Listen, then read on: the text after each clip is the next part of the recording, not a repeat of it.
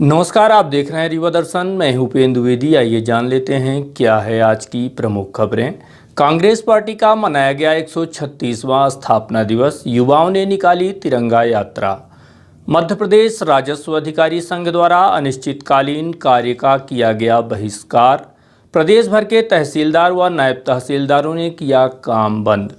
भोपाल में युवती को बंधक बनाने वाले आरोपी ने रीवा में उसी तरह की घटना दोहराने का किया प्रयास। पुलिस ने आरोपी को दबोचा। चिमटे से जलाकर बेरहम पति ने कर दी पत्नी की हत्या। और जनअस्मिता यात्रा के 5वें चरण के समापन अवसर पर कृष्णाराज कपूर ऑडिटोरियम परिसर में आयोजित किया गया संभागीय सम्मेलन। इन खबरों को आगे हम विस्तार से देखते हैं।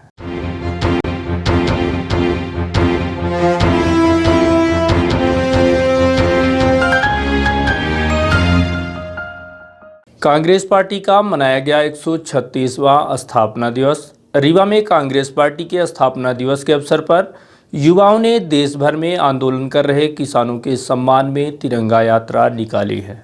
28 दिसंबर सोमवार को कांग्रेस अपना 136वां स्थापना दिवस मना रही है। इस मौके पर कांग्रेस पार्टी द्वारा देश भर में अलग अलग इकाइयों के माध्यम से विभिन्न प्रकार के कार्यक्रम आयोजित किए गए, जहां तिरंगा यात्रा निकालकर युवाओं को जोड़ने का प्रयास किया गया है। इस कड़ी में सोशल मीडिया अभियान, सेल्फी विद तिरंगा आदि गतिविधियां चलाई गई।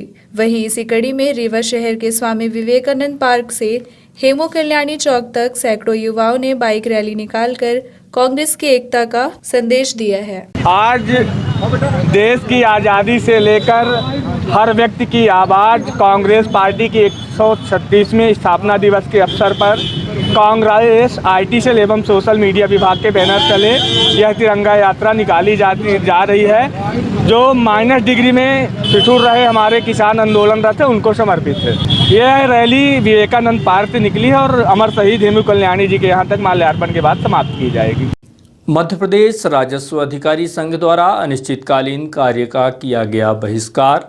प्रदेश व्यापी आह्वान पर 28 दिसंबर से प्रदेश भर के सभी जिलों में तैनात तहसीलदार व नायब तहसीलदारों ने अपनी 2 सूत्री मांगों को लेकर मुख्यमंत्री मध्य प्रदेश शासन को ज्ञापन सौंपा।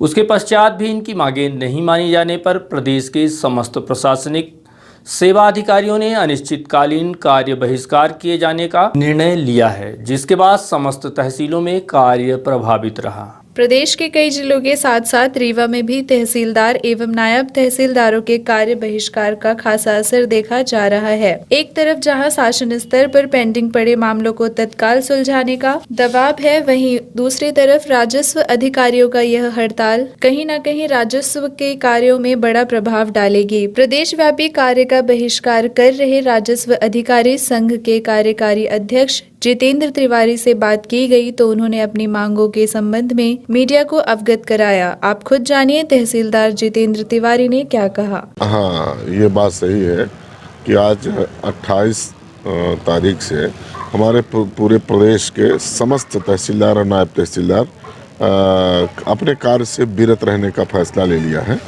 और राजस्व अधिकारी संघ ने ये निर्णय लिया है कि हमारी जो 2 मांगे रही हैं उस पर शासन ने या कलेक्टर एसपी सतना ने या कलेक्टर एसपी अनूपपुर ने कोई भी निर्णय नहीं लिया, कोई कार्रवाई नहीं की।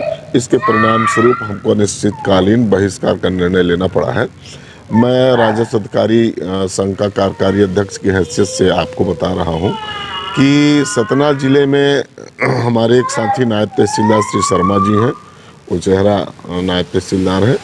उनके ऊपर 5-6 लोगों ने हमला किया था और हमला करने पर उनको चोट पहुंची थी और उस पर एफआईआर की कार्रवाई हुई, किंतु हमलावर आज तक गिरफ्तार नहीं किए गए और वो वहीं खुलेआम घूम रहे हैं। उल्टे ये साजिश रची जा रही है कि काउंटर एफआईआर कराई जाए। इसमें पॉलिटिशियंस भी कुछ शामिल हो गए हैं कि काउंटर एफआईआर कराया जा करके और इस हमला जो हुआ है उसको जो है शून्य कराया जाए, किसी भी तरह से मामले को टाला जाए।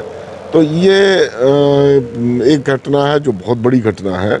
और अगर हम कार्यपालिक दंडाधिकारी के रूप में कार्य कराने कहीं भी जाते हैं, जैसे हमारे आदरणीय साथी शर्मा जी गए हुए थे, अगर हम खुद ही असुरक्षित हैं तो फिर पब्लिक को, आम जनमानस को हम कैसे सुरक्षा का भरोसा दिला पाएंगे। दूसरी घटना, हमारे एक साथी अनूपपुर जिले के तहसील कोतमा से संबंधित है। वहाँ एक आरोपी जो अभिभाषक भी हैं, उनके द्वारा आए दिन गाली गलौज, चाहे एसडीएम हो या तहसीलदार हो, नायब तहसीलदार हो, बाबू हो, पटवारी, उनके साथ गाली गलौज की कार्रवाई की जाती है।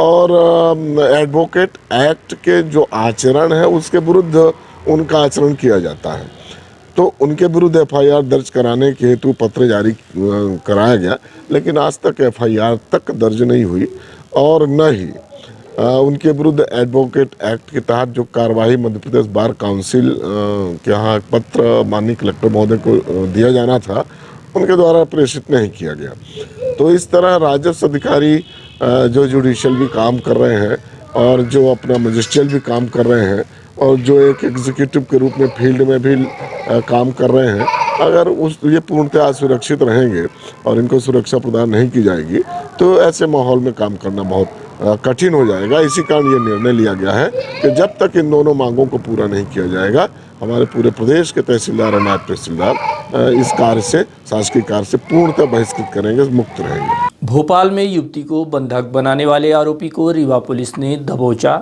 एक और दूसरी घटना को अंजाम देने की फिराक में था आरोपी। रीवा जिले के समान थाना क्षेत्र पुलिस ने बड़ी कार्यवाही करते हुए 13 घंटों तक युवती को बंधक बनाकर रखने वाले तथा भोपाल पुलिस को चुनौती देने वाले शातिर अपराधी को गिरफ्तार किया है। पुलिस की माने तो आरोपी के द्वारा एक बार फिर उसी तरह की घटना को अंजाम दिया जा रहा था, जिसकी शिकायत मिलने पर 3 घंटों तक कड़ी मशक्कत करने के बाद पुलिस की टीम ने आरोपी को गिरफ्तार कर लिया है। 2 वर्ष पूर्व भोपाल में एक युवती को 13 घंटे तक बंधक बनाकर रखने वाले हाई प्रोफाइल मामले का मोस्ट वांटेड अपराधी आज रीवा पुलिस के हत्थे चढ़ गया है, जिसके बाद पुलिस की टीम ने आरोपी को गिरफ्तार करते हुए न्यायालय में पेश किया।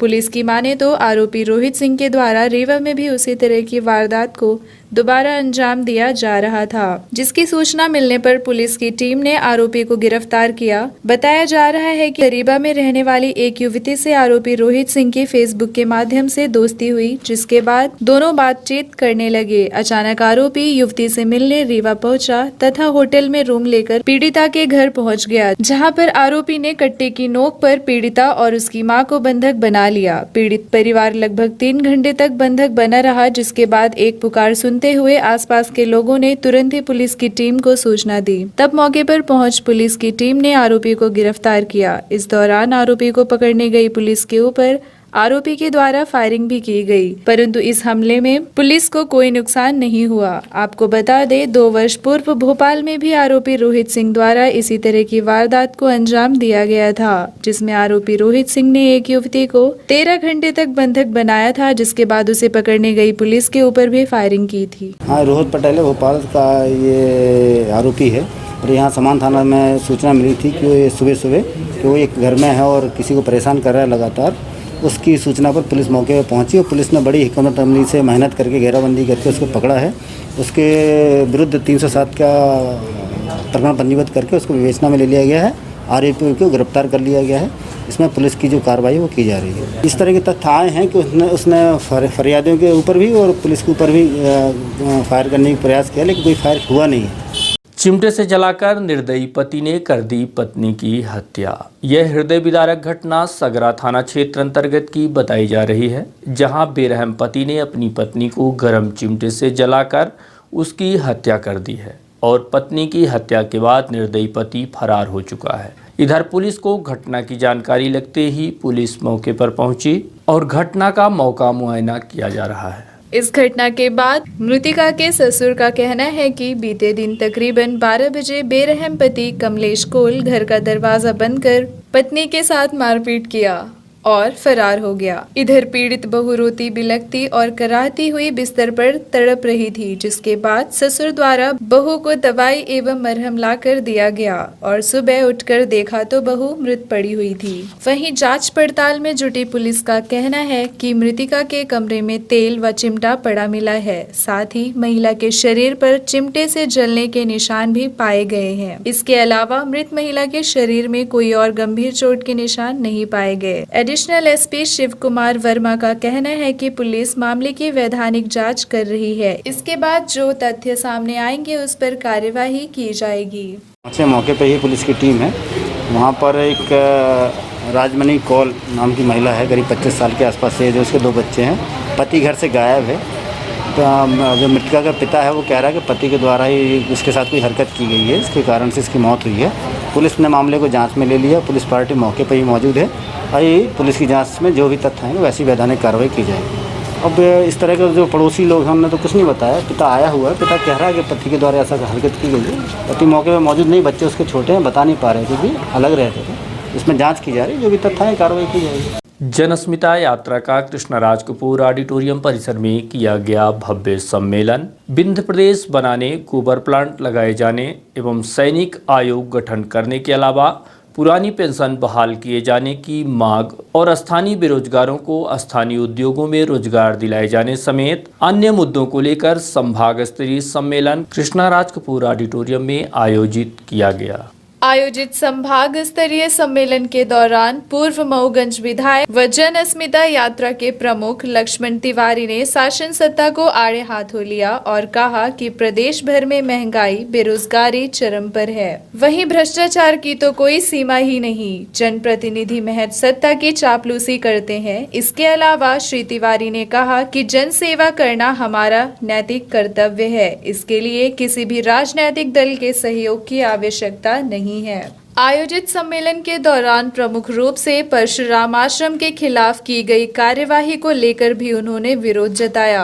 साथ ही उन्होंने यह भी आरोप लगाया कि कानून व्यवस्था पूरी तरह से चरमराई हुई है, जिसके चलते चोरी, डकैती, लूट, अपहरण व बलात्कार जैसे संगीन अपराधों में तेजी से इजाफा होता जा रहा है। यह बात श्री तिवारी ने जनस्मिता के 5वें चरण के समापन अवसर पर कही है। इस दौरान कैप्टन राज द्विवेदी, गोपाल शर्मा, इंजीनियर पवन पाठक, कुंज बिहारी तिवारी, पतिराज सिंह, बीपी तिवारी समेत अन्य जिलों से सम्मेलन में शामिल होने पहुंचे पदाधिकारी मौजूद रहे।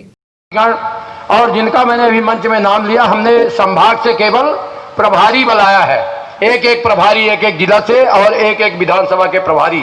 इसलिए संभागीय सभी प्रभारीगण, मैं आप सभी का स्वागत, अभिनंदन, वंदन और बार बार प्रणाम करता हूं। निश्चित रूप से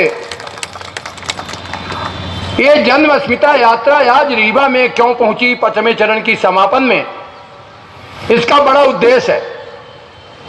हमारे कई वक्ता साथियों ने विंध्य प्रदेश की बात कही है। अरे हम भीख नहीं मांग रहे हैं, विंध्य प्रदेश हमारा था, विंध्य प्रदेश हमारा लौटाओ, हमारी ये मांग है। हम विंध्य प्रदेश बनाने की बात नहीं कर रहे। विंध्य प्रदेश पहले से बना हुआ था। जिन लोगों ने दुष्कर्म करके, जिन लोगों ने दुष्कर्म करके, जिन लोगों ने विंध्य के लोगों के साथ अत्याचार करके विंध्य को हटाने और विंध्य को विनाश करने का काम किया था, उनके पूर्वज से लेकर और वंशज तक अब भोग रहे हैं। मैं नाम नहीं लूंगा किसी का। हमें विंध्य प्रदेश बनाने के लिए ना तो खून दो आजादी देंगे, ना तो आप आंदोलन करके जेल जाओ हम आजादी देंगे, विंध्य प्रदेश देंगे।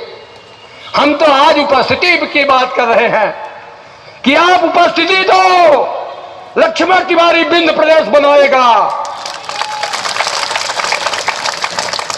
मगर समाज के उन गद्दारों को भी मैं चुनौती देना चाहता हूं इस मंच के माध्यम से, जो वोट तो जात के नाम पर लेते हैं, वोट के समय चरण बंदन करते हैं,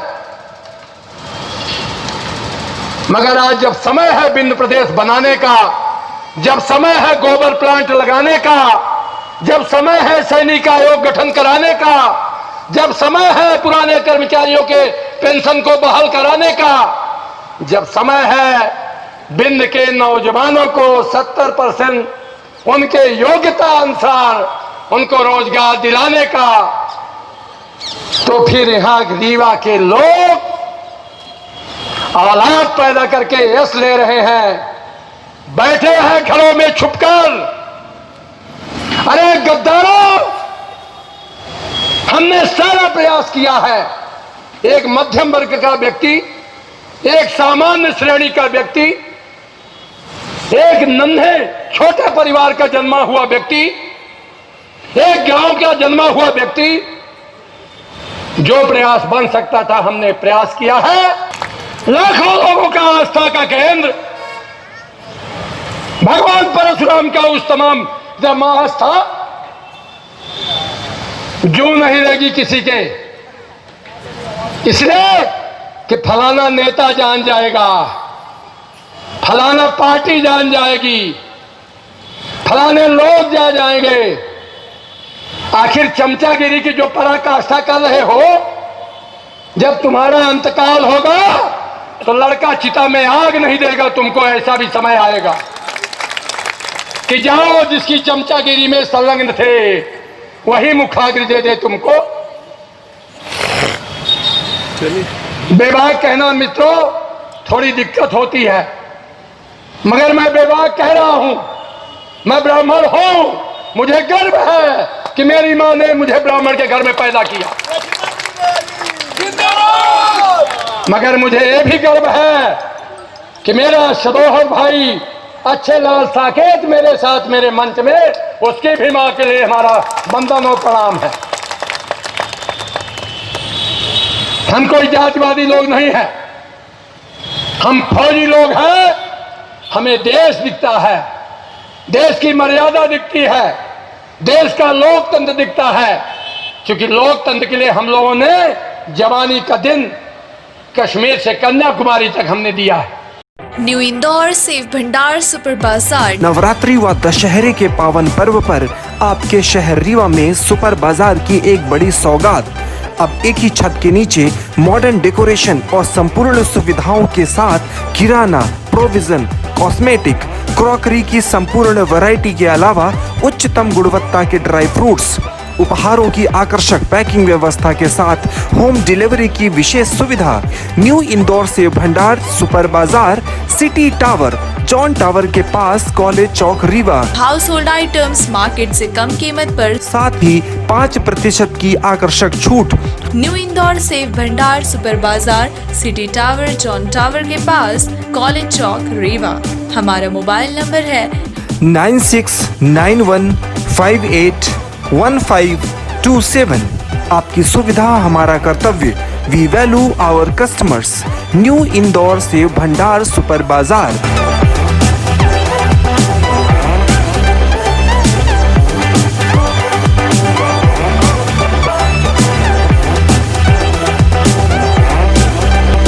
सुहागी पहाड़ में हुए सड़क हादसे में मिली एक लाश। सुहागी थाना क्षेत्र अंतर्गत सड़क हादसे में एक ट्रक और ट्रैक्टर की भिड़ंत होने से ट्रक गहरी खाई में जा गिरा। इस घटना में 2 लोगों के मृत होने की जानकारी सामने आई है। जानकारी के मुताबिक घने कोहरे की वजह से यह घटना घटित होने का अनुमान लगाया जा रहा है। घटना की सूचना के बाद तत्काल मौके पर पहुंचे थाना प्रभारी पवन शुक्ला द्वारा घटना का मौका मुआयना किया गया, जहां गहरी खाई में ट्रक चालक समेत ट्रैक्टर चालक की लाश बरामद की गई है। ट्रक चालक यूपी का तथा ट्रैक्टर चालक शंकरगढ़ निवासी बताया जा रहा है। हालांकि इस मामले पर रीवा एसपी का साफ कहना है कि पहाड़ी क्षेत्र है, इसके बाद भी वाहन चालक लापरवाही पूर्वक वाहन चलाते हैं, जिसकी वजह से आए दिन इस तरह की सड़क दुर्घटना देखने को मिलती है। एक्सीडेंट हुआ जो सुहागी थाना का सुहागी का जो उतरने वाला इलाका है, जो चढ़ाव है, कटाव है, वहाँ पे अक्सर जो है कई जगहों पे बेतहाशा गाड़ियाँ, रोड अच्छी बन गई है तो कम से कम जब उतरते हैं या चढ़ते हैं तो सावधानी से गाड़ी चलाना चाहिए, लेकिन इसका पालन नहीं करते। इस चक्कर में एक्सीडेंट हो जाता है, जिसमें 2 लोगों के मरने की सूचना है।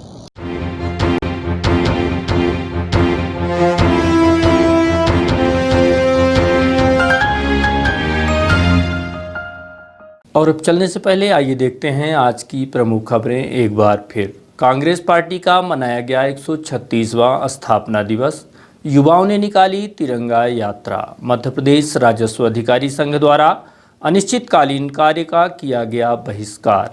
प्रदेश भर के तहसीलदार व नायब तहसीलदारों ने किया काम बंद। भोपाल में युवती को बंधक बनाने वाले आरोपी ने रीवा में उसी तरह की घटना को दोहराने का किया प्रयास। पुलिस ने आरोपी को दबोचा। चिमटे से जलाकर बेरहम पति ने कर दी पत्नी की हत्या और जनस्मिता यात्रा के 5वें चरण के समापन अवसर पर कृष्णराज कपूर ऑडिटोरियम परिसर में आयोजित किया गया संभागीय सम्मेलन। तो ये थी आज की प्रमुख खबरें। देखते रहिए रीवा दर्शन, दीजिए हमें इजाज़त। नमस्कार।